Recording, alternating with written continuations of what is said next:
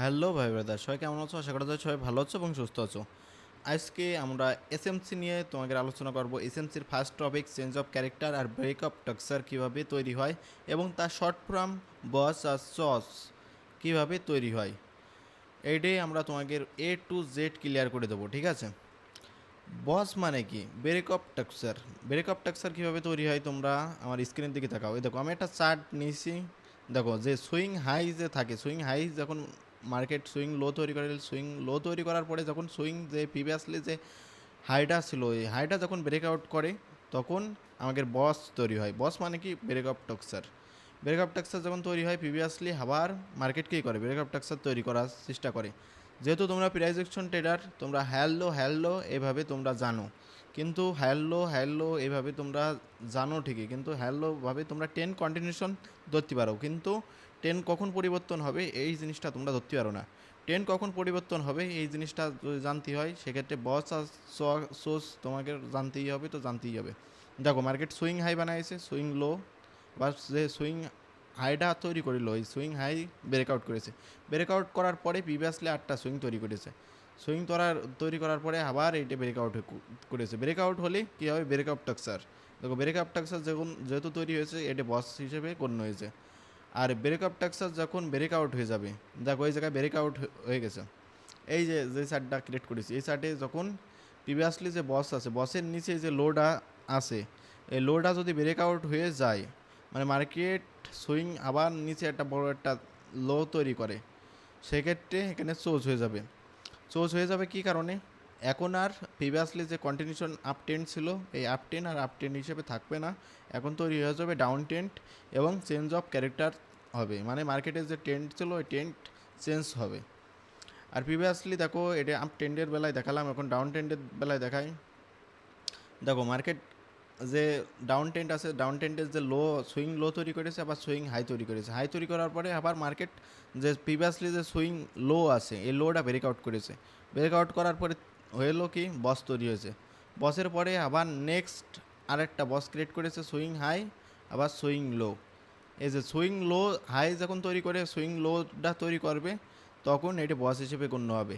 এবার প্রিভিয়াসলি যে সুইং হাইটা ছিল, দেখো ওই সুইং হাইটা আবার ব্রেকআউট করে দিয়েছে একটা আপ টেন্টে আসে। আপ টেন্টে আসে যখন ব্রেকআউট করে দিয়েছে, তখন এটি আর আপ টেন্ট থাকবে না, এখন হয়ে যাবে ডাউন টেন্ট। না, ডাউন টেন্ট ছিল, ডাউন টেন্ট থেকে এখন হয়ে যাবে আপ টেন্ট। মানে প্রিভিয়াসলি যে সুইং হাইটা থাকবে, ওই হাইটতে মার্ক করে একটা হরিজেন্টাল লাইন নিয়ে বসে থাকবা। যখন হরিজেন্টাল লাইনটা বসে থাকবা, যখন ব্রেকআউট করবে, তখন এইটে চেঞ্জ অফ ক্যারেক্টার বা সোজ হয়ে হবে, ঠিক আছে? আমি মার্কেটে যে দেখাই। আর এই ভিডিওতে তোমরা একটু ক্রিটিক্যাল হতে পারে, আমাদের ফ্রি কোর্স আছে, ফ্রি কোর্সে তোমরা A to Z তোমরা বস চক আইডিএম বস চক যত প্রকার এসএমসির টপিক্স আছে, সব টপিক্স তোমরা বুঝে নিবা।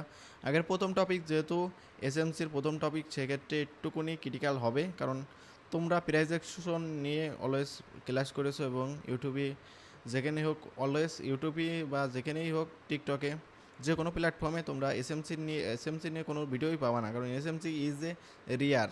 সেক্ষেত্রে তোমরা প্রাইজেকশন শিখেছো, প্রাইজেকশনে যেটা বলে তার একটুখানি ক্রিটিক্যাল হয় এসএমসি, মানে স্মার্ট মানে কনসেপ্ট।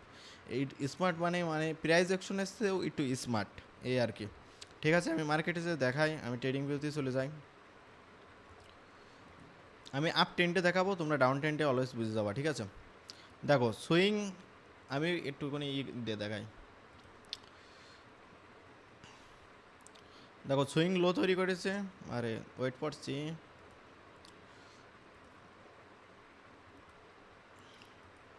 দেখো, সুইং হাই তৈরি করেছে, হাই তৈরি করার পরে সুইং লো তৈরি করেছে।